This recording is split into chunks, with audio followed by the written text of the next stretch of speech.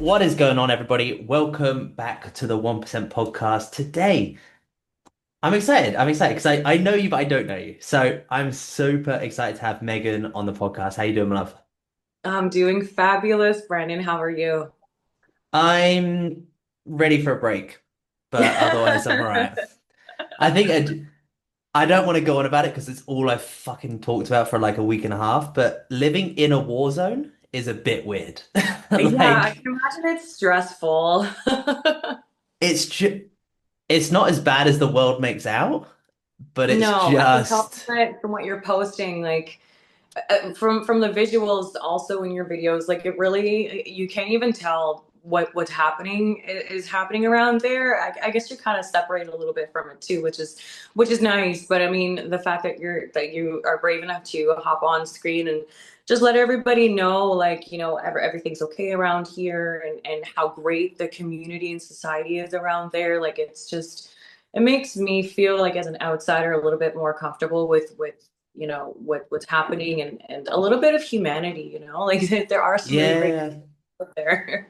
I think that's been the nicest thing about this entire fucking issue, I guess. Like, but I think the Middle East has always had a rep, like, since I'm 30, so my entire life, like, growing up in the UK, it was like, same for obviously North America, it was like, it's Afghanistan or it's Gaza, it's one thing after the other here.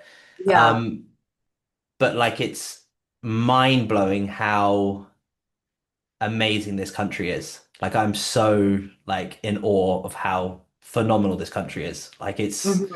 how it's run, how it's everything. Like I'm safer, everyone's safer here than walking in the street of London any day. Oh gosh, wow.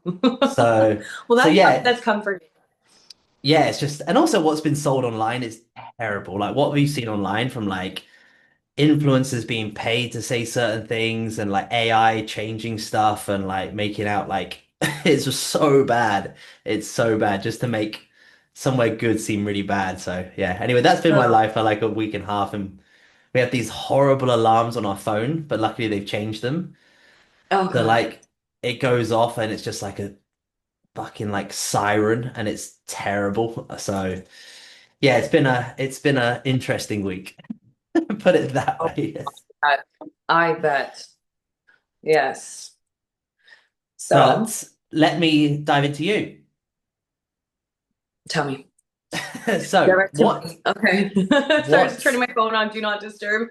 you're good, that's fine enough. What do I need to know about Megan? What does everyone else need to know to kind of get context on who you are today? Like, Who I am today. Okay. yeah, so I guess Well, kind of what was life like growing up, like high school, family life, things like that? yeah, okay. I guess to kind of go into the person that I am today, I'm really serious about fitness. As you know, I'm a bodybuilder. I'm prepping right now to compete for my second season, but this isn't really something that I grew up with. I was never really into the fitness world. I didn't grow up with a family of gym goers or people that really took fitness seriously. It's just kind of something that I took upon myself as when I was younger, and then going to high school and moving forward. So when I was younger, I actually joined Army cadets. I did that for a couple of years. We did a couple of summers in boot camp, and um, the summer going from elementary school into high school was the first summer that I did it, and I pretty much like reinvented myself, and like, or at least started to. Um, I became a little bit unrecognizable. I took my fitness seriously. I lost a little bit of weight. I started, high school, which is a really kind of impressionable time in your life, right? So kind of starting off on the right foot on that side by reinventing myself and taking care of myself first. And I think that like the physical activity aspect of that kind of really gave me a good baseline of the mentality of it, what like the what kind of goes into it. So from then I kind of just did, I guess, the traditional stuff, the boot camps and the fitness classes, and like, join a gym with a girlfriend and keeping each other accountable, and doing, I even got involved in some of those fad diets like the keto diet and lost a bunch of weight that way. By the way, it's not sustainable. It is not sustainable. It is not healthy. I put on a good couple of pounds after like what, maybe 2 or 3 days of like eating a pizza. It wasn't right. But I mean, you know what? At least I had to give it a try, and it was a learning experience. Like something like this isn't working, so let's find something that does work. Yeah. Um, yeah, and I guess just continued on being in and out of the gym. It was more recently, I would say. So I'm 33. I'm turning 34 next week, actually. Hey, nice. Yeah. And when I turned 30 is when I feel like my life did a full 180. I got out of a crappy relationship, started dating someone else who really kind of it made me fall in love with bodybuilding as a sport and taking fitness a lot more seriously. Um, my previous partner, he was also really into bodybuilding fitness. He was getting into his first competition. I really took to what he was doing and how he was getting these results, and he helped me kind of like build a foundation, meal plan, this and that, and Nice. just getting into the routine of it. I really liked it. I loved that it was becoming a lifestyle. It's not like something like, oh crap, now I've got to do this. It's like, no, it's like I have to do this. This is something that's clockwork now, and um, just built for a couple of years. And then I decided 2 years ago, I'm like, you know what? I'm starting to see some really, really good things happening. I think I want to challenge myself and get up on stage. Nice. So Halloween time 2024 is when I hired my prep coach. We did a 7 month prep. It was my first time, so we had to do a bit of a body recomp first and then go into the prep. I competed for the first time last May and I earned myself 3 gold medals. Really, really, Sick. really That's so proud cool. of that. Yeah. And now I'm prepping again to compete for my second season and hopefully add some more hardware to that. Maybe get my pro card along the way, but we'll see. Yeah, that's awesome, I love. What did you do Yeah. from I guess from like did you go to university? I went to college. Okay, yeah, what did you So study? I studied paralegal actually. So I Okay. did not continue with that, but it was interesting. I took a couple of law courses when I was in high school and I really enjoyed, learning all of that stuff. So I continued on in college. It just wasn't something that fit with me on a couple of different levels. I had a couple of experiences with people already in the industry, and they were not very good experiences whatsoever. I finished the Yeah. course, I wrote the exam. It's called the P1 exam, which is, I guess, if we're comparing it to something that makes sense, like the bar exam, right, to get your license. I got that. Yeah. I did really well. I just didn't continue with it. It's not something that interested me in so many ways. Yeah, yeah, Um, 100%. Nice. And then what did you do for like what was life like from I guess from like college to kind of like 30? Like obviously you were dabbling with like a little bit of training, like you said, doing classes, but what was like I guess dabbling, dabbling with training. Yeah, I think dabbling would be the right word. So I didn't take my fitness or health very seriously much at all in my 20s. I was a party girl. nice. I worked in a nightclub. I was out from Thursday night to Sunday night. I mean, I worked a full-time job too, but I was also working in a nightclub every single weekend. And obviously there's no time to go to the gym, but it's not something that was really on my mind too much either. So yeah, I mean, my 20s were a bit of a blur. I'm gonna be honest with you. I kind of like I've always been in and out of fitness. Definitely more now than then. I think just life circumstances, Of course. partners, and where life was taking me at that point in time, just choices. Yeah, I mean, that's what I'm saying. Like when I turned 30 is kind of like when everything kind of turned around. It's like I'm not in my 20s anymore. I can't be doing this anymore. I need to take myself seriously. Let's like look at the rest of our life. You know what I mean? Yeah, 100%. I think that's also 20s is kind of good for that reason. Like everyone says Yeah. it, like that's the time to do it if you're going to do it. Do you know what I mean? Yeah. Because I'm waiting for a midlife crisis because I never had that. So I'm waiting like 40 years old and I'm just Dude, gonna you're fucking go. 30. Really, give it some time. It'll Oh it'll hopefully it doesn't ever come, but I mean if it no. does, yeah, I'm pretty sure you I still got time. I did the same thing. I was only like not really like I was like I worked in a nightclub for like a year, but I've never been a drinker because I was in a previous sport before this. Yeah. So I don't know anything. I've never had a job. Like I've worked a part-time job, so I've never had like a Yeah. job. I've always worked for myself. So it's been Yeah. like yeah, it's like my 20s was just like try and work as much as possible. And it hasn't, now I'm like, fuck, I should have just partied more. I know. I mean, I know I shouldn't have partied as much. There's like I a good bet chunk of my 20s where I don't think I can remember a good part of it. So I don't know if that's a good thing or bad thing, but I'm still here and I'm healthy. So I had coming, fun, right? And I lived to tell the tale. yeah, coming from the opposite end, I wish I did that. So it's fine. Yeah. What, Yeah. I guess for obviously like, for a lot of, because obviously like a lot of females that will watch this and whatever, it's like, what does kind of like, because you have a full-time job as well, right? Oh yeah, yeah. How do you structure your day with, because I always have this thing, like how do people structure the day? Like what does a normal Monday to Friday look like for you type of thing?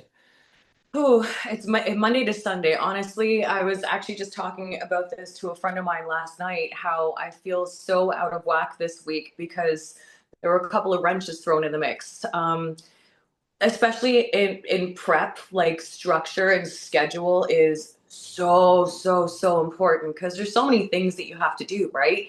There's you have to do a certain minute, certain time of cardio, whether it's time or calories, whatever. You have to dedicate time to do these things if you want to do well, right? So I have a full-time job that has like a set schedule, which definitely helps because then I could schedule everything else around that. For Yeah, people that are self-employed or have schedules all over the place, it would be a little bit more difficult. But I mean, where there's a will, there's a way at the end of the day, right? 100%. Um, but this past weekend, I had an activity on Sunday, which kind of pushed back things for my normal Sunday stuff. And then Monday, I had something to do after work, which pushed back my Monday stuff. So kind of, and I don't know if you deal with the daylight savings time, the time change from the hour. Yeah. Yeah. Yeah, so that also messed me up because like you lose your hour of sleep and then you're just it's anyways, in a perfect world, here's what my schedule looks like Monday to Sunday. So my Monday to Wednesday is pretty much just one long day with two naps in between, and I'll explain. So I wake up at 4:30 or 5 o'clock on Monday morning. I'll go right downstairs to my condo gym to do or at least half or most of my cardio. Get ready for work, work 9 to 5, go to the gym after work to get in my training and the rest of my cardio if I still need to do it. Come home, I don't know, 8 o'clock, and I'm pretty tired by then. So I just wind down, have my shake, go to bed, relax. Tuesday is my active rest day, so I'm up again 4:30, 5 o'clock, definitely making sure I'm doing all of my cardio before I go to work from 10 a.m. till 7 p.m. And it's my active rest day, so I did my cardio and more probably some core work in the morning. So Tuesday night, I'm home by like 7:30, 8 o'clock. I'm pretty much having my shake and going right to bed. Wednesday morning, I'm waking up again, 4:30, 5 o'clock. I've got my check-in with coach. So that takes a while. You know, you got to do your routine, you got to do your quarter turns, you got to send everything in. Of course, you take a million photos and you got to take the time to choose which one you like the Yeah. best, you know? And then I have my pre-workout meal. I go downstairs to the gym to do my workout and my cardio. Hopefully, I can have enough time to do all my cardio. Come back upstairs, eat my meal again, get ready for work, and then work 11 a.m. to 7 p.m. And then Okay. by then, I'm toast. So pretty much Yeah. again, right to bed.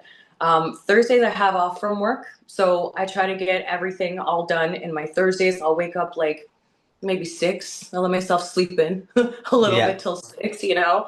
I'll go downstairs and do my cardio, try to get all of it out of the way. That's the day where I do my chores, my groceries, my meal prepping, my training, my pretty much everything that I need to do that I didn't have time for on the days that I'm working.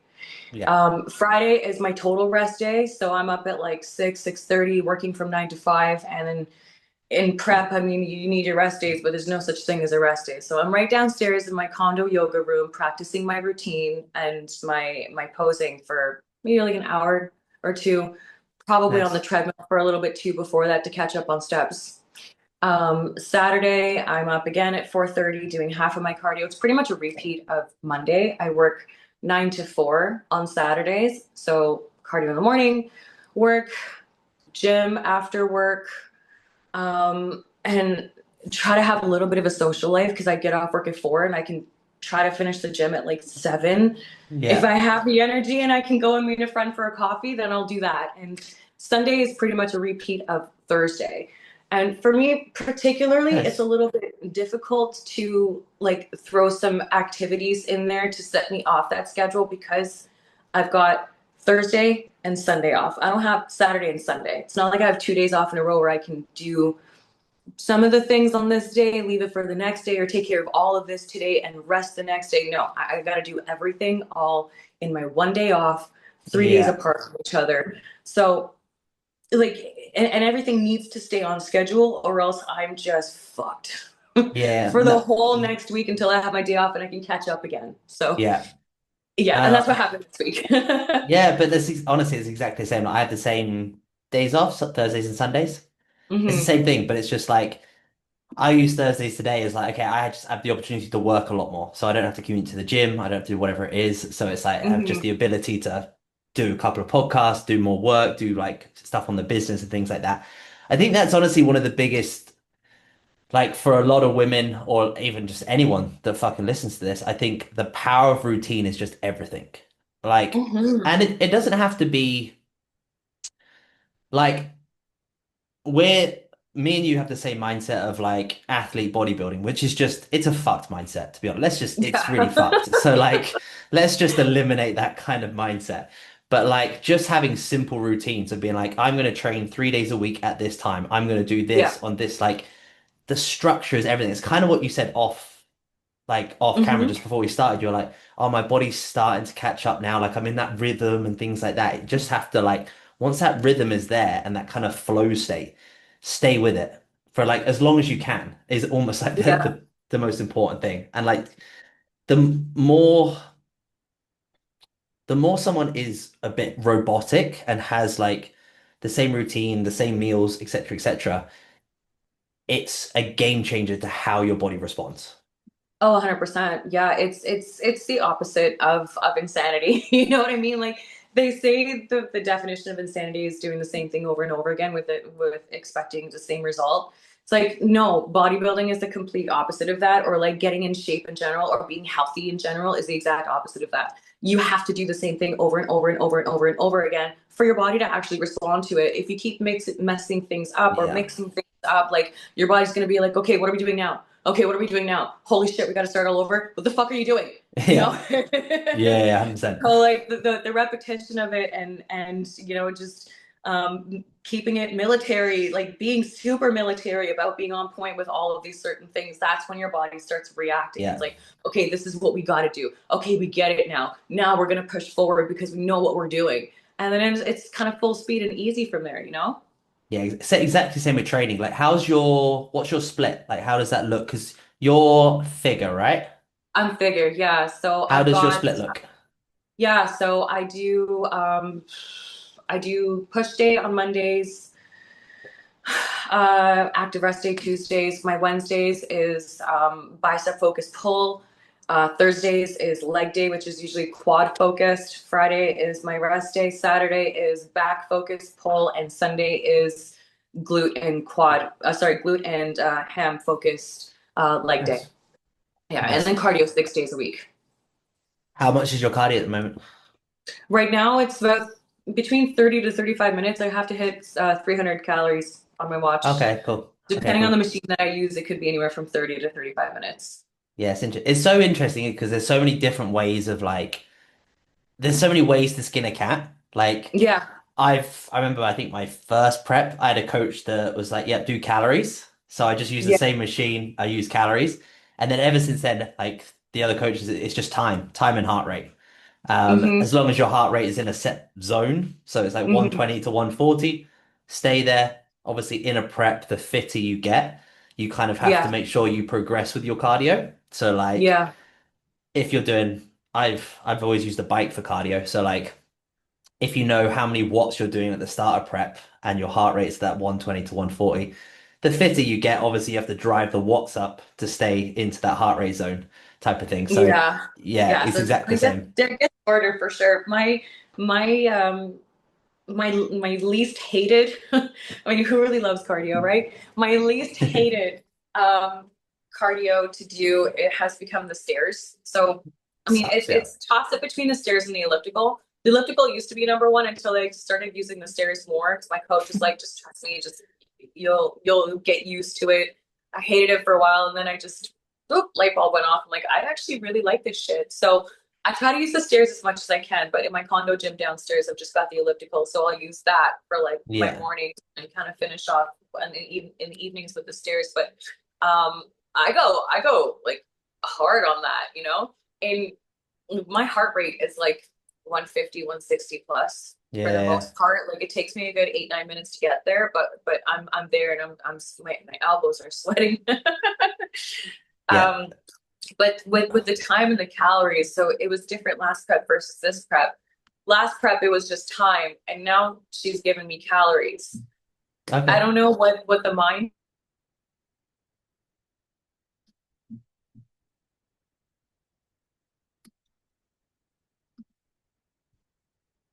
Think 1 second. Yeah. The results, you don't start questioning these things, or you don't. I mean, sure, you should always question things if you're unsure about it. Knowledge is power at the end of the day, and you want to know what you're doing. But to take away, like, just to silence all of the noise and just to put horse blinders on and do it, like, Yeah. there's so many times where people ask me, like, well, why don't you become a coach? Why don't you do this? You're so knowledgeable. You do this, you do that. And I'm like, I don't want to put myself through the stress of like worrying about how your body's going to react to this and all of that. I'm like, I'm a good soldier. Just tell me what to do and I'll do Yeah. it. Like I said, there's so many ways to skin a cat, and like it truthfully doesn't fucking matter. Like if a coach, like again, like you did time on cardio before, like whatever it is, calories this time, it's all just irrelevant. Like Mm-hmm. people always focus on the micro, like before the macro. It's being like, it doesn't matter, like as long as you do it well and do it hard. Like you could do calories or you could do whatever time. I'm like, but if you just fucking walk and just like flop around and you're not really doing it and you're not pushing yourself, you're not pushing that intensity, they're both irrelevant.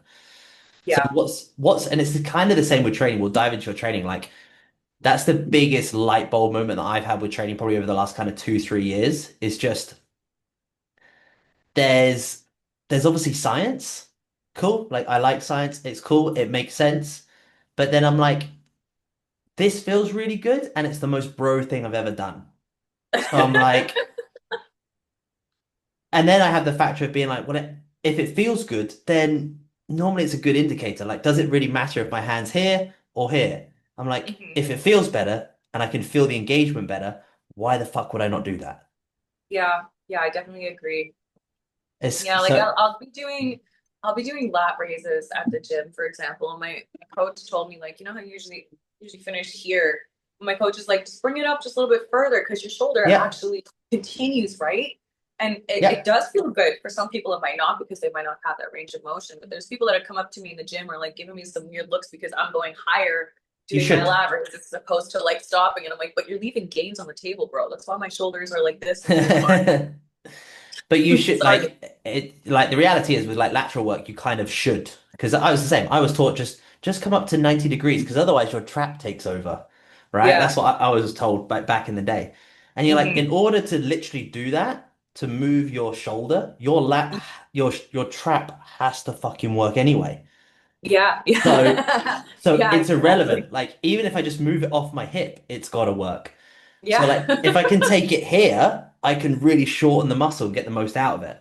Yeah. Um, but yeah, it's the same with a lot of things. It's just like there's a lot of kind of little old school myths, I think, with training that are still there. And uh, the more you can really just simplify training and just really focus on like pure intensity, like Yeah. that's the thing that's gonna drive that muscle doesn't know that this is like it doesn't know that that's a bicep curl. Yeah. It just knows that you're bending the elbow. So you just Hmm. have to get really good and really intent at bending the elbow. Hmm. Like that's it. Like it's not hard. It's Does it feel good? Are you a little bit sore after in all the best ways possible? Then did it yeah. right. Keep But doing what you do. that's exactly it. It's because I think I don't know for you, because obviously when you look like you look, you obviously have questions and people are always like, oh, like, why do you do, like, especially if you're at work, like you probably get it Yeah. all the time. What are you eating? And like, just all these little questions and whatever it is. Hmm. But those questions they're also irrelevant to the main outcome, if that makes sense. Hmm. Like Yeah, absolutely. they're always asking those micro questions again and being like, Mhm. well, actually, it comes down to this, the bigger picture of sleep, of training intensity, of whatever it is. And doing like the boring stuff is the hard part. That's why like getting in shape is really hard because Hmm. it's so repetitive. It's so boring. It's like you Hmm. said, there's like the Einstein thing, right? It's exactly the same. It's being like, you have to do the same things every single fucking day, expect no results because it takes time, and Hmm. just hope that it pays off almost, but knowing that it will pay off. Yeah, I know. I know. Like it's just and I truly feel like that's where a lot of people that have never really done anything fitness wise and um that's where they fall off. You know, they'll be going to the gym, they'll be busting ass for like a good couple weeks, 2, 3 weeks, and they think that they should start seeing some notices because like their body is sore, they know they're working their muscles, they're doing all of the right things that they see all of these fitfluencers on Instagram doing, and they're not seeing any results, and they're like, screw it, like I'm just not gonna continue because I'm not seeing anything more. But I mean, building muscle takes time. Like it's not something that's going to happen overnight. And I wish there was more information about that reality on social media rather than like, here, do this cable kickback in this really fucking awkward way so you can break your back and grow your glutes. Like, no, no, just it's exactly like you said. It doesn't have to be complicated.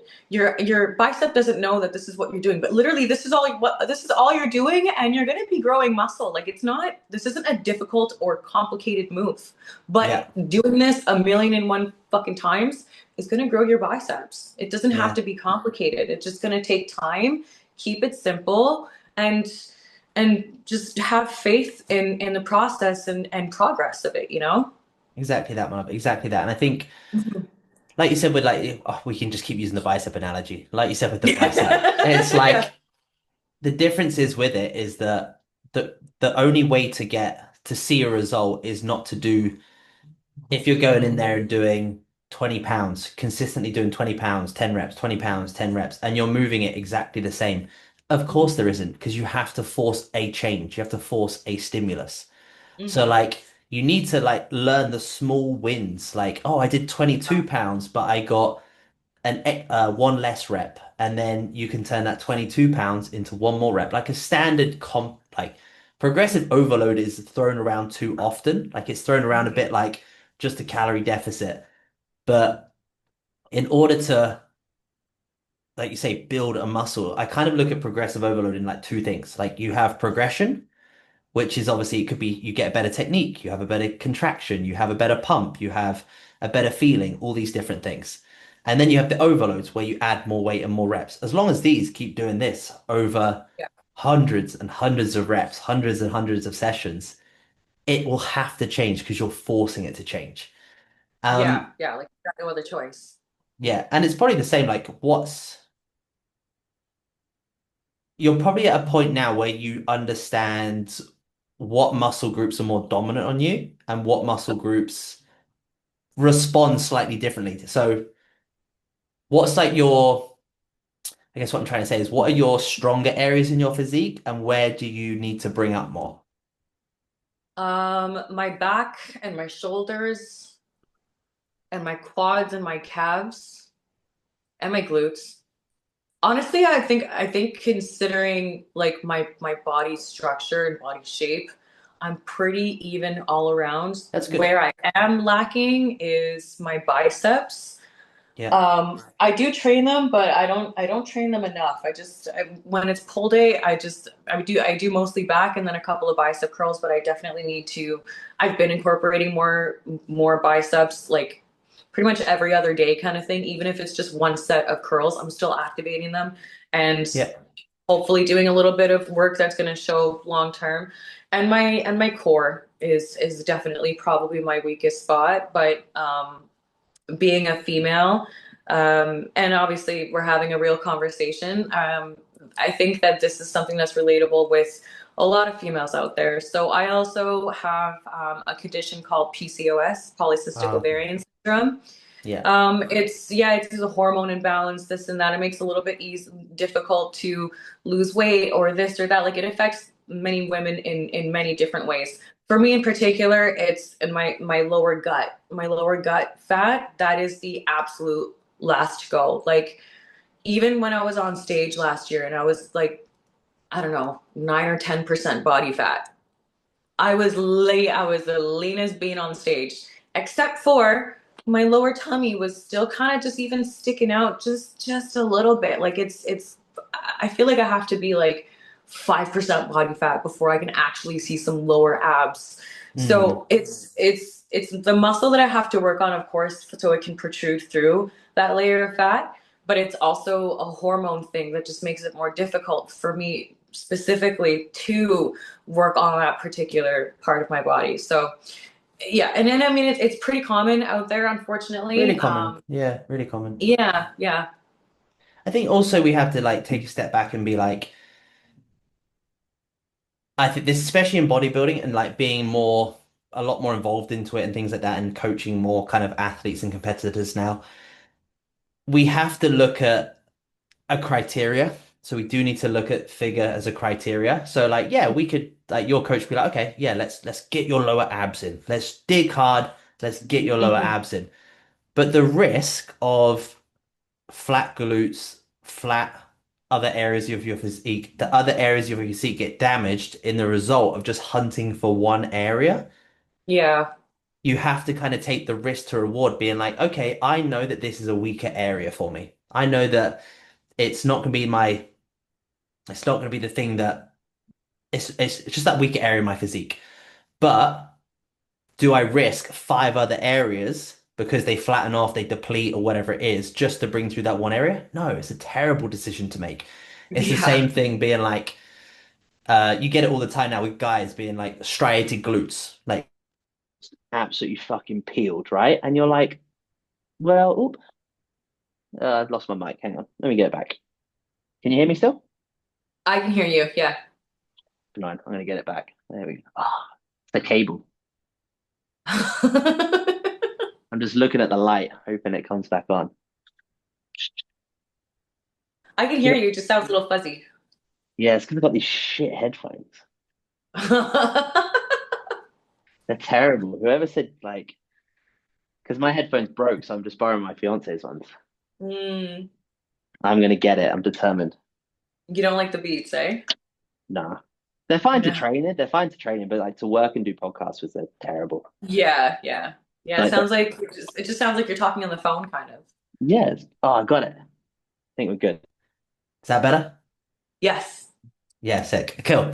Um, but yeah, you see it all the time, like men's being like, okay, yeah, let's get peeled and let's get your glutes in. But okay, cool. Now your black back flattens off. Now you've got smaller arms. Your chest is depleted because of what? And you see it a lot more sometimes. Like I've seen it more at the higher level where you see some black guys being like, let's get really peeled. I'm like, black guys just don't look as conditioned as white people. Like white guys can just get fucking grainy and peeled. Black Hmm. guys never really have that graininess and that kind of look to them. So you do have to play to your strengths. And like Yeah. when you pose now, you can be like, okay, how do I pose? And in transitions, how do I kind of just hide my lower stomach? And how do I just do these little things? Because that's all it Working on is. my vacuums as Yeah. often as I can. I wear my waist trainer to hold Good. everything in, remind me to stay tall because that also keeps everything nice and flat. Like there are things that I'm doing to try to work on that or work on a way to minimize like the look of it, but like through my posing and through all of those things, like it's not something I can just completely hide, but there are ways that you can kind of sort of hide it a little bit. So I'm working on that. I'm practicing my Good. posing regularly, and I'm like, doing all of the things I got to do to Yeah. try to keep it in check. But yeah, you're right. I mean, I have a lot of strong points, and it's not worth continuing to build on my strong points. it's not worth losing out on continuing to build my strong points and just to concentrate solely on that one little weak spot. And I mean, you and I both know you can't spot like you can't spot reduce fat. And for females especially, I mean males too. I'm finding too as I'm getting more involved in the industry that males also deal with a little bit of the lower tummy and the love handles and that kind of stuff too. So I mean, like, Your I midsection's, yeah, your midsection's always going to be the last point of most body yeah. fat. For females, sometimes it's the glutes, it's the hamstrings, like to get that real separation. But body fat in the idea is just there to protect things. So there's no bone, there's nothing to protect your midsection. So most of the fat will just go to the midsection because that's the easiest way to look after your organs. Um, I didn't and think of it it's that way. That's interesting. Okay. Yes, because like if you think like I don't need fat on my forehead because it's all skull. Like I never get like fat doesn't really accumulate in really like bony areas. Yeah. So like it doesn't need protection type of thing. So fat's always going to be like just that kind of. Again, I think a lot of it's just genetics. You'll look at people that are born and raised in China or Asia and things like that. Everyone stores body fat very differently, but like probably as like Canadian and English were all technically the same fucking human beings. We all came from Scotland or Irish or something like that. So, Yeah, yeah, so yeah. like, yeah, we all just kind of like store body fat in just our midsection, glutes, legs type of thing. Yeah. Same for me. Like my legs are like 7 weeks out conditioning all year round. So, but then my chest and my stomach looks like I've got double D's. Do you know what I mean? Oh no. So it's like, so like when I get leaner, I'm like, oh, like I haven't got boobs anymore. Good, they're going. Like, do you know what I mean? So it's just how it works. It's like it sucks, but that is just how it Yeah. is. So You know what? But that's what we have to do as bodybuilders with a goal to compete. You know, it's such a mind fuck, and you really have to condition yourself to get over how mind fucked up you're gonna get, especially like when you go into prep and then like you literally turn into a human action figure. Like you yeah, didn't think that your body was capable of looking this way, and then you go into an off season with the plan of competing again next season. So that means you need a good building of off season, which means lots of calories, lots of food, lots of training, no more cardio, building. Your body's going to change and you might not like what you see at first because, yeah, you're going to put on some fat. Yeah, the scale's going to say 10, 15, 20, 25, 30 pounds yeah, more than you were at your leanest on stage. But that's not sustainable being that lean on stage, especially as a female. Having anything less than like, 13 to 15 or so body fat is not healthy. It's yeah. not healthy. We want it. We all chase after the super chiseled abs and like, just everything, but it's just not healthy. But as bodybuilders with the mindset of competing, we have to be so strong in so many ways, both through our body, but definitely through our minds. You just have to continue on to the It's next step and understand that this is part of the process and trust the process, you know? yeah. I think it definitely applies to females. I'm going to say females slightly more because I think body image does play a much more important role as a Oh female. yeah. So obviously there's two ends of it, right? As a female gets leaner, it's kind of like you lose that amazing glute pop, you lose that like peachy fullness, and obviously because you're getting more and more depleted, so you get a bit more pancake, like you have to get in shape, and then obviously we can start to fill it out and start to make it pop again towards the back end of prep, but. We do obviously Mhm. need to get some fat off that area type of thing. And then vice versa, it goes the other way as well, where females can get to the point where it's like, oh, like they ha you do, in order to really build, especially because I'm talking to you as like a more experienced competitor now, and anyone that is more experienced in this, it's you do have to get to an off season. You do have to push food surprisingly high in order to build muscle. I'm a big fan of you do have to gain a slightly bit of unnecessary body fat, the bit that you don't really want to really kind of pack on quality muscle. I think only when you're very, very ex you have a huge amount of muscle or vice versa, can you just kind of do those lean gains? I don't think they're as Yeah. effective as when you're more in those amateur ranges. I think you need to just get the food in, fucking train hard, pack on the muscle, like slap it on. Yeah. Um, so I do think that whole cycle of back and forth is a little bit harder for females because it's a lot more personal, especially like a lot more females have their boobs done because obviously when they cut down, their boobs go.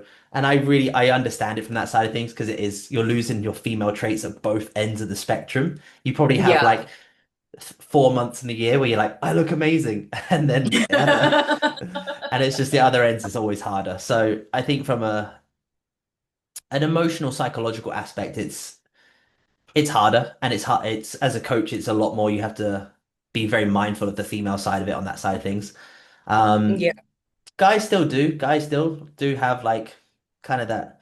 I hate saying body dysmorphia because it's just such a, it's a bit of a, It's such a term that gets thrown around like crazy these days. It's just yeah, the whole fitfluencer thing just really introduced some of those aspects I think into like society as a whole, and now everybody's just throwing around all of these words like body dysmorphia is definitely one of them. But I mean, I think um I guess we can use the term anyways for just the conversation's sake, as much as I hate using it. But I mean, like it is a real thing, and I can tell you from personal experience, like coming off from my very first show and then going into an off season, like I was only about 5, 6 pounds more than like I would say about 4 or 5 weeks after the fact. I lost my abs, and I'm like, I'm fat. yeah, No, what's going on here? Where did my abs go? Like yeah, it does take a toll, and it does take time to wrap your head around like this is what's supposed to happen, and this is what's actually normal and yeah, healthy, and this is what you need to do in order to get to where you want to go. And I think with training over time and everything over time, like it's just the repetition of it. yeah, That bodybuilding as a whole, like literally that is just the baseline of it, is just repetition, doing yeah, it over and over again. And the more shows that you do, the more cuts and builds and everything you do, like your mind is just gonna start understanding now that this is the process and this is how it goes. Just like when you train for a long period of time, your muscles will understand that this is the process and this is the way it goes. And it's just you have to keep doing it over and over again for your body inside and out to actually respond correctly and in a healthy way. yeah. You also just get very emotionally resilient. Like you said, Yeah. like I don't think I could do it. I'm still very adamant. I could do a prep on my own, like coach myself, but I don't think I'd want to. Yeah, I don't ever want to. I think if I was in that mindset that you are right now, like I probably could, but I don't want to. I know I definitely couldn't. I mean, I'm still relatively new. So I don't know enough to be able to figure out, okay, we got to reduce like just 10 calories of this, and like your body's going to look fabulous in two Yeah, days. Like that's what my coach does. And she does this with a lot of women yeah, and men too. Like she's just really good. I can't do that. Like but even if I did, have the experience of 4, 5, 6 shows under me, and if I knew what I was doing, I still wouldn't want to do it. There's just so much that goes into prep physically and mentally. The last thing that you want to do is have to also put your mind in overdrive and start thinking yeah, about how do I need to make these changes? You're looking in the mirror at your quarter turns, your mandatories. I mean, it helps to have an unbiased eye yeah, to catch these things. We got to trim a little bit here. We got to do this. We got to maybe lose a little bit here. We got to, okay, now we have to give you a refeed because you're looking a little bit flat. I mean, I can tell a little bit when I look flat, but like she can see immediately, take one yeah, second look at my picture and be like, she's like, yeah, you're flat when you're doing a refeed, and we're going to do it tomorrow and make sure it's on your leg day. It's like, okay, yeah, cool. I didn't really notice, but okay. yeah. It just takes the thinking out of everything. And I feel like It, you could be a lot more successful in that way too, because you're just full steam ahead in doing what you yeah, need to do. And you yeah. don't you don't have to think about what's coming next because you know what's gonna happen next. I think, like you said, it's the soldier thing. Like you said, like you're a good Yeah. soldier, so it's like it's a really good trait, but it's also the thing that damages you as well. Because if you did do it yourself, like I'd just be like, cool, I'm just gonna run myself into the ground until I'm in condition. Yeah. I would just be like, obviously, I wouldn't rationally, but like in my head, I'm just like, let's just get fucking peeled.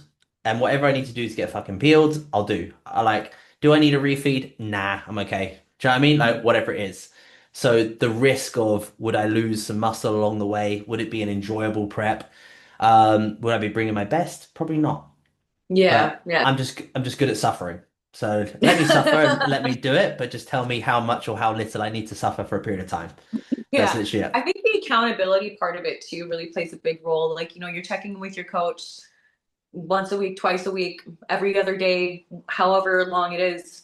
And when you don't have a good check-in, like, you actually, I think you feel a certain way when you show these pictures or your progress to your coach. And if you don't feel good about it and they're like, yeah, this wasn't really a good one, it's the accountability factor of it. It's like, okay, I didn't do that great today. What can I do to be better tomorrow? As Exactly. opposed to, like, if I was just coaching myself, maybe if I had a bad day, maybe I might wallow on that for a little bit. I won't have someone to bounce off to. I won't have someone to give me feedback and, like, where am I not doing these things and what can I do to be better on it? It's just, again, takes off that the mental fatigue, I Yeah. guess would be a good way to put it. Um and it just paves the way for a smoother road to success. Yeah, 100%, my love. 100%. Are you enjoying prep so far? This prep? The first couple weeks, not so much. I just didn't feel like my body was really responding as quick as I wanted it to. But again, that goes back on, this is why we have a coach. Yeah, Like, it does take a little bit for your body to actually respond to these things. And now, one second. you're good.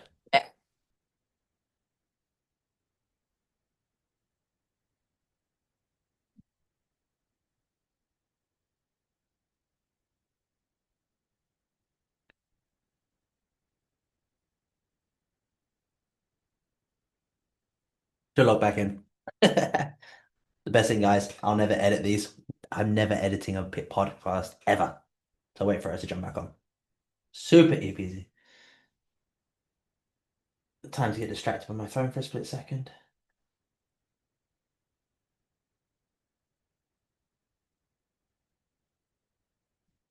There we go.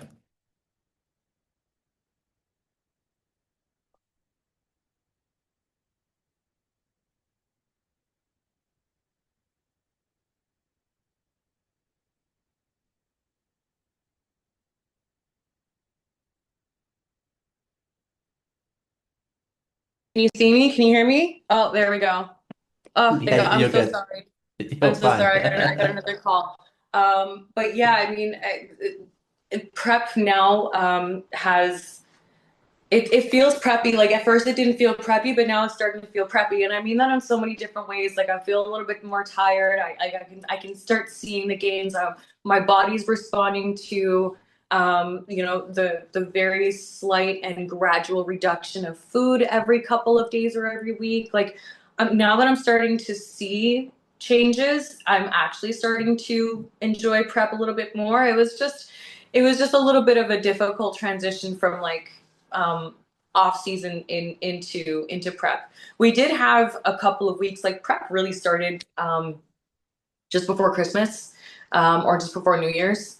I'll be honest, I was not as strict as I should have been, but I would say about 90 to 95% strict for, like, the from the beginning of like Christmas time till when prep started, and prep started mid-January or the Okay. end of January. And but then as soon as prep started, of course, that's when it's like pedal to the metal. But I think because I maybe I had a couple of drinks here and there, like, nothing overboard. I didn't get blackout drunk or anything, but like a glass of wine with dinner, or like a shot with a girlfriend if I went out, kind of thing. But I think if I maybe stayed super strict and clean, like, going it like the prep before the prep, maybe my body would have Yeah. responded a little bit quicker. So Mm, things yeah. I'm learning with experience too. Just because I'm in prep and not necessarily in the cut, doesn't mean that I can go off and do all of these things because tomorrow's cut off and that's when I'm going to stop doing it. It's like, no, Yeah. I think I truly suffered because I didn't do everything to the T leading up to when everything needed certainly needs to be done to the T. But I mean, I'm enjoying it now. Good. I'm 11ish, just over 11 weeks out, and I'm How looking long forward. was how long was it then total roughly? Like when you started prep in a sense that day in Jan. Um, So oh gosh, like so it's I quite a don't big. know. Let's say 16 weeks from May 30th was, I think, January, like the last week of January, or was it the first weekend of Oh, February? okay. Probably Okay. 16 weeks plus another probably 6 weeks on top of that. I would call it about a 22 to 24 week prep in Yeah, total. I think that's like the way that you manage it is fine. Like I like 20-week preps. I like a slower, longer one. But the reality is like if you're doing a 24, 20-week, 18-week prep, fuck all happens till week 10. Like I know. as long as you're kind of like say for example if you said okay I'm gonna do 24 weeks I'm like the first 4 weeks like you say it's gonna be like first 6 weeks it's just a body recomp. Still eat out once a Yeah, week. Go enjoy Saturday night, eat out, do what you want to do. Be yeah. locked in 6.5 days a week. When you get to 18 weeks, let's eliminate that off-plan meal. Boom, let's lock in again. Do you know what I mean? So you can Mhm, really kind of grow and kind of transform into the prep. mhm. I prefer that kind of style, that approach. Yeah. I'm I'm kind of doing it now because I don't want to do like one of the guys in the gym was like, just lock me in for 14 weeks and I'll fucking go. I'm like, I couldn't like no matter like if I'll just use me an example, like my last stage weight. Do you do pounds or kilos? Pounds. Oh fuck, I don't know. I mean, tell me kilos, and I know the general conversion. I think it's what, Okay. 2.4 pounds per kilo. So Okay, yeah. 2.5 pounds Yeah. equals 1 kilo. Yeah, okay. So like my last stage weight was like 83 kilos. Okay. Um, About 170-ish, 180-ish pounds, yeah, and then I right? fit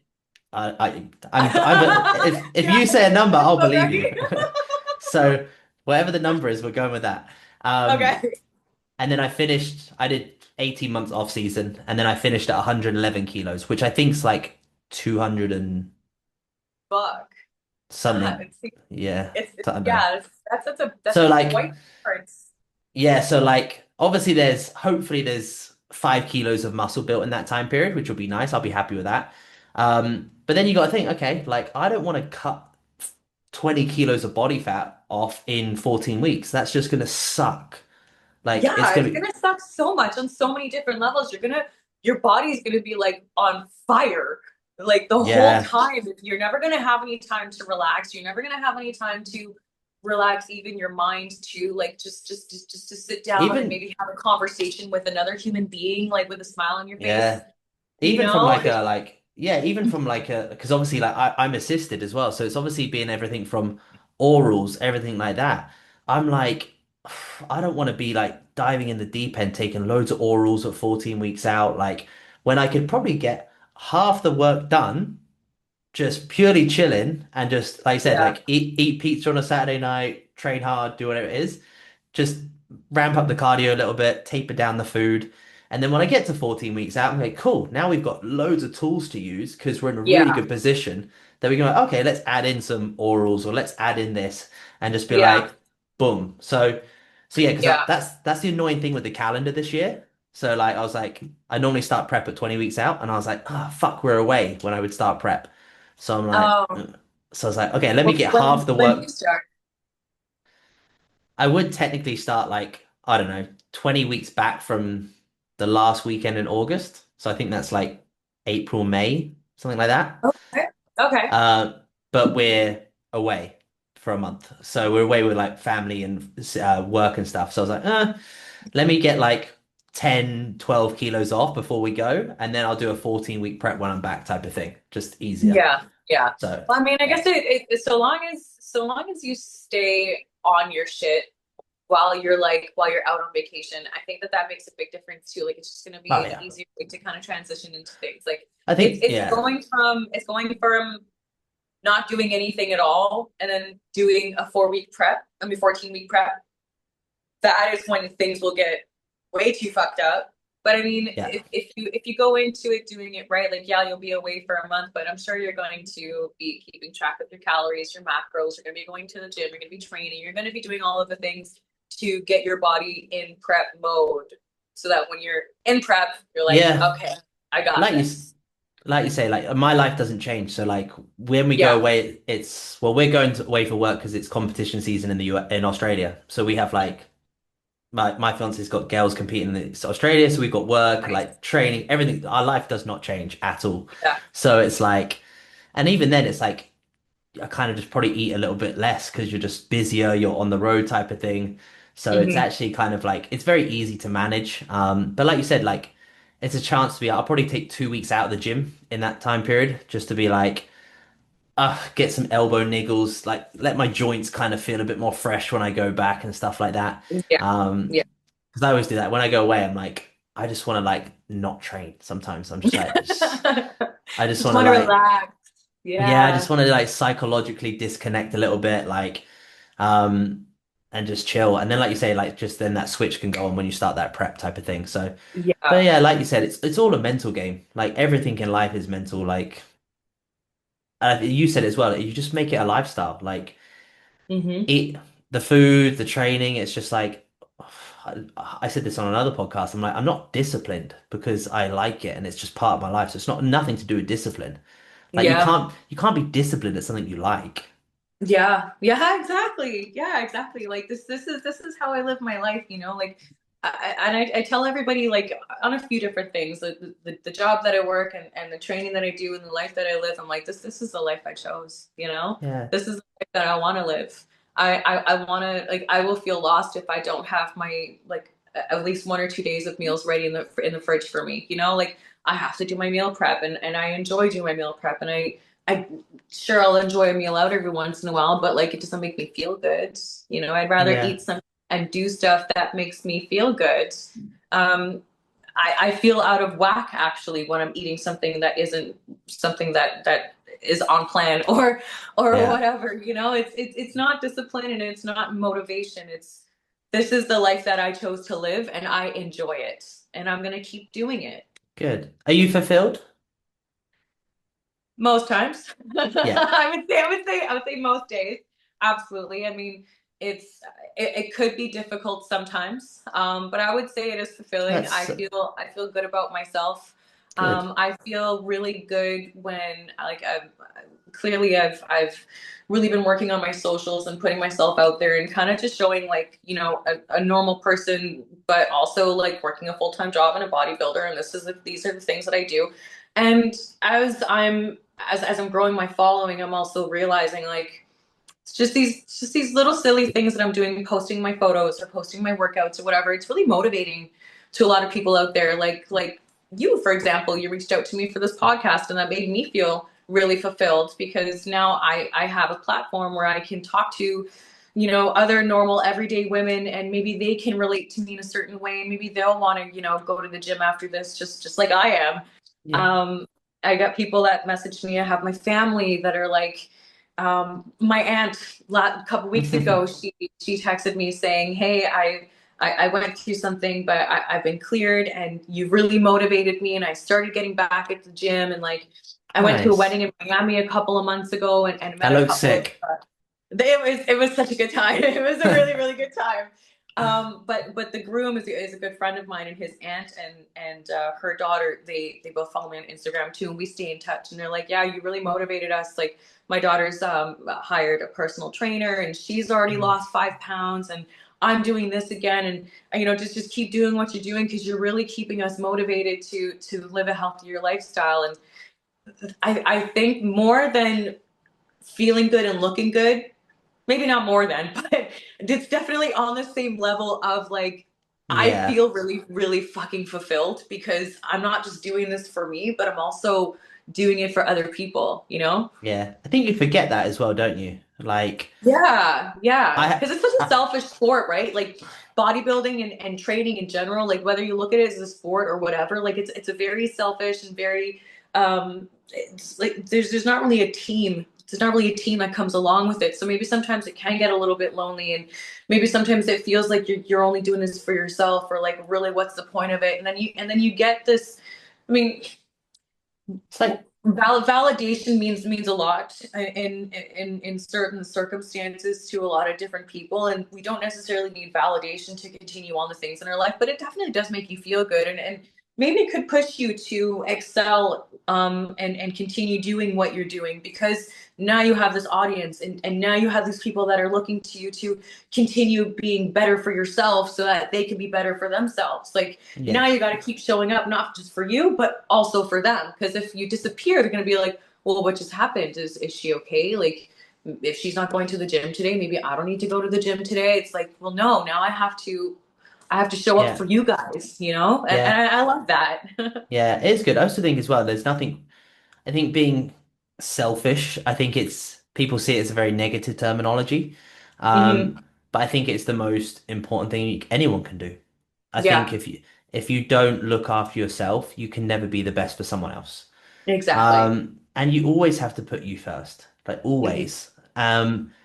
And bodybuilding's a weird one as well because, like you say, it's can be lonely. Because most of the time you put headphones on, you train alone, you do whatever it is. Hmm. But bodybuilding in the fitness space has given me everything. Like when I Yeah. say everything, it's given me everything. Like it's given me a job, it's given me a partner, it's allowed me to move abroad, it's given me everything. It's allowed this communication or this conversation and this person's come into my life. Do you know what I mean? Hmm. Um, and I think it's one of those weird ones where like once you kind of just once you challenge your body, you really realize the limitations are quite small in life. Yeah, Like you feel like you can fucking do absolutely. anything. Yeah. Like a weird thing. Like, and then yeah, it's a bizarre concept. You're like, well, if I can get shredded, and if I can get on stage, or I can easily like get a new job, or I can easily just pack up my bags and move and change areas that I live in, or whatever it is. So 100%. yeah, 100%. When you start feeling good about yourself, like it's like unlocking a superpower. Honestly, like you really do feel like you can just do anything. You can go anywhere. You just really got to lock in and set a plan, or just fucking go and do it, because you yeah, can. 'Cause you just have this confidence that you've built within yourself. Like, it's so amazing what a healthy lifestyle can do on so many different levels, like mentally, physically. Like, it's just like I'm just all smiles even just thinking about it and talking about it. It really does make me feel so good from the inside out. yeah, amazing. I won't take too much of your time because I know you're probably very tight for a schedule with your day as well, so you're good. Are you born and raised? Are you born and raised in Canada? Yeah, Toronto. Born and raised in Toronto. Oh, okay. So all your family are kind of in that area as well. Yeah, pretty much. Yeah, I do have Nice. family. I've got a bunch of family in the UK, actually. I'm half English, half Italian, second generation Canadian. But all of my primary family is essentially all in this general area over here in Toronto. Nice. How far is Toronto from Ottawa? About a 4.5 hour drive, maybe 5 hours, depending on how you drive. Okay, not bad. Yeah, okay, not too Hmm. bad. And then how Hmm. far are you from where's your show? Is it in the area? So it's in a city called Oakville, which is just like one or two cities over from Okay. where I'm at right now. It's probably like a 35-minute drive. Oh, nice. Cool. Yeah. So, Yeah, so super convenient. So I'm going to do two shows. That's the regional show to qualify for the pro qualifier. yeah. So I'm doing the Toronto Pro Super Show on Oh, June yeah. 13th also. And that's just a little bit closer proximity wise, but I'll probably get a hotel both times because it's just Yeah, what it's we just do. easier. Yeah, it's just easier. Yeah. Yeah. That's the one thing because I've only competed in NPC living here. Hmm. So like when you live here and you're a resident here, you don't do regionals. So you go straight to pro Oh, qualifiers. oh, Because there's no NPC shows here. yeah. So Interesting. automatically you can skip it and go straight to pro That qualifiers. sounds like a disaster. Yeah. So Oh like my yeah, God, you're it's just gonna get all of these people in all of these levels that maybe should not be sharing the stage with other people at other levels. I mean, I guess you learn pretty quick at that point. it's quite good because like and all, the only obviously you have to always travel. So like last season we did Europe, so we did like Spain, Poland, Romania, and that was like peak after peak. So that was quite full Mhm. on, but it was good. It was really good fun. Um, Mhm. but yeah, you learn a lot. You learn a lot real fucking quick for sure. So Mhm. yeah, and it's good as well because they're always attached to pro shows, so it's always good to kind of experience it on that side of things. So it is nice. But Yeah. yeah, but it's a weird kind of concept here because it's very like bodybuilding's huge. So it's like it's just weird that there's no shows besides like the Dubai Pro, Yeah. which is obviously a big show, but Hmm. so but yeah, Hmm. there you go. Interesting facts. I want to get to Canada. There's a like I'd love to just spend a summer there and just train, work, travel, see it all. Because I've been to Well, Ottawa. In Toronto this summer we have the FIFA World Cup happening. Oh, do So I you? mean, if oh wait, but you have your family thing this summer. I was gonna say like this might be a good summer to come to Canada or Toronto because we've got the FIFA games happening. My show is June 13th. Plug, yeah. Um, but yeah, I mean, there's gonna be a lot of things happening around the city this summer, and I'm kind of looking forward to it. Not, I don't know if I'm looking forward to it because where I live is like right in between the It'll be airport and busy. the stadium where all of the games are gonna be happening. So it's just gonna be a fucking nightmare for traffic and everything around here. Yeah. But it's gonna be great for the city. Yeah, it So will I'm be good. kind of looking forward to all the hustle and bustle of it. It is good because I remember when the Olympics came to London, like that was like, Oh oh, yeah, that was full on. yeah. So like Oh, I know. I can imagine. it was super cool. It was super like patriotic and amazing. But yeah, it was but they kind of design it so it's like it's never that bad and traffic wise and stuff like that. So it's probably no different. It'll probably be fine. Yeah, but I it's don't know. on the We'll see. list. It's on the list TBD. because yeah, because my last show I want to do Vegas this year. So I want to kind of do Vegas for my last show this year. Okay. Um So I want to get over to the US and stuff like that. So, but yeah, Mhm. Canada's definitely one of those places where I want to go for a period of time because I know because I used to do a previous sport and I went there for that and I loved it. I love just Mhm. kind of like I don't know, I just love the kind of the culture, even though it's not really culture, but I just love the people there. I love kind of like Yeah. the summers there were gorgeous, like they were super Oh like yeah. so it was just a really nice and I just like the just everything's fucking green. Like obviously I when was you gonna live say in like what's really good about Canada is like you just see so many different types of landscapes and areas and everything too. Like we've got big lush forests, but we've also got nice beaches. Like you've got mountains, and then you've got like the prairies where there's nothing yeah, that you can see for miles and miles and miles and miles and miles, and it'll just be flat land. Like it just pick your choice, put a pin on a map, and it'll be a different yeah. geographical view. No matter That's what, it's really cool, really yeah. interesting. Yeah, Yeah, it's like that's probably the one thing I miss here is just like seasons. You don't really get yeah, seasons here. So yeah. you literally get summer and then summer plus. Like that's kind of it. So summer's We've had the winter from the fucking depths of frozen hell oh dude, this winter. I It saw some was of your stories and it was like I don't know, it was like minus fucking 20 or something It was ridiculous. It was like minus like fucking illegal, honestly. It was like minus 40 with the wind chill. We had snowbanks that were 20 feet high. I've jeez. lived here my entire life and I can't tell you the last time I remember it snowed in November. Yeah, It wow. started snowing in November. I'm like, oh God, this is gonna be a rough one. It was bad. Good for ski season though, I guess. Good money I coming in. guess. I Yeah. guess. I don't ski, but I guess it was good for Yeah. the season. I always think that as well, because obviously what's going on here, you're like, it runs on tourism. So you're like, oh, that sucks. But Yeah. yeah. Yeah. So, Yeah, so you nah, see it's the cool. snow going sideways. That's how bad it is. Jesus. I would like to experience that though. Like for about 20 minutes and then like, I'm over it. Yeah, Get yeah, me the yeah. fuck out. Yeah, yeah. Like I think it's cool for a vacation. Like if you come here and you're going for a ski trip and then it starts to have a snowstorm and like it's cool to see from like for a very temporary period of time, but to live in it, to walk outside and have your face hurt every single fucking time, Yeah. I wouldn't recommend it. Nah. There's only been like 2 winters in like the UK that were kind of bad. And I was like, Yeah. everyone was like, the UK can't, the difference is the UK can't deal with it. So if it snows, it's I like know. I've been game there. You guys over. have hills, but that go like this. You've got roads that are supposed to fit two cars that really only have a business fitting one. Like it's, I don't know how the hell you guys do it over there. It's ridiculous. Yeah, it's just chicken. You just like just get on the curb, you're fine. Yeah, Work it out. pretty Yeah. much. You're parking on all different sides of the roads. Like, what is happening? Like, Yeah, that's it right. was fun. It's because there's too many people there. It's fine. It's too many people on an island. There's too much. Yeah. So that's cool. Yeah. I won't take up too much of your time, my love, but the tradition here is obviously being the 1% podcast. What is that one thing that you can tell someone, help someone with that will help them take them one step further forward to tomorrow? Oh, what is the one thing? I mean, I think honestly, just believing in yourself. At the end of it all, like there will be trials and tribulations. There will be days where you feel like you're not good enough, but just to keep reminding yourself that you are good enough. Like mind over matter. Our mind is the strongest muscle that we have. It True. really is. It can get you through so much. If you start talking negative, what you put out is what you're going to get back.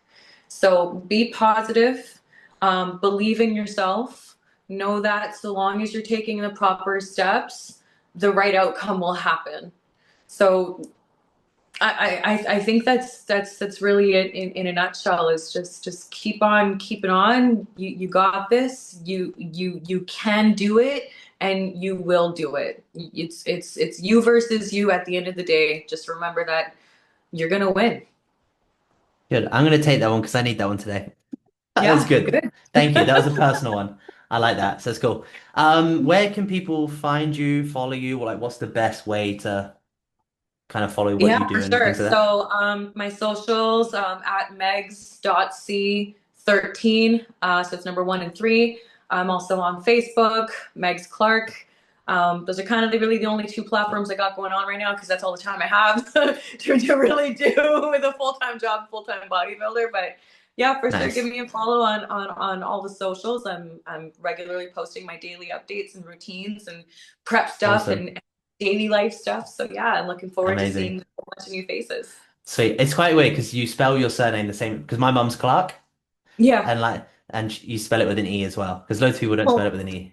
maybe we could be family. I don't know. I mean, I Oh, do have don't know. family So from the UK, so you that'd could be a be long lost cousin of mine. that would be super weird. Everyone's connected somehow, all right? So it's fine. Yeah. Easy, my love. Right, I'll let you go because I know you've got back-to-back things to do today. But Mhm. I'll put all your stuff in the descriptions below. But yeah, it'll be amazing to watch the rest of your journey, my love. So I'm looking forward to it. Perfect. Thank you so much for having me, Brandon. I'm happy to come back any other time. So you just let me know. You will for sure. It'll Cool. be All back right. in Well, it. have an awesome day. Thank You too, you. my love. Take care.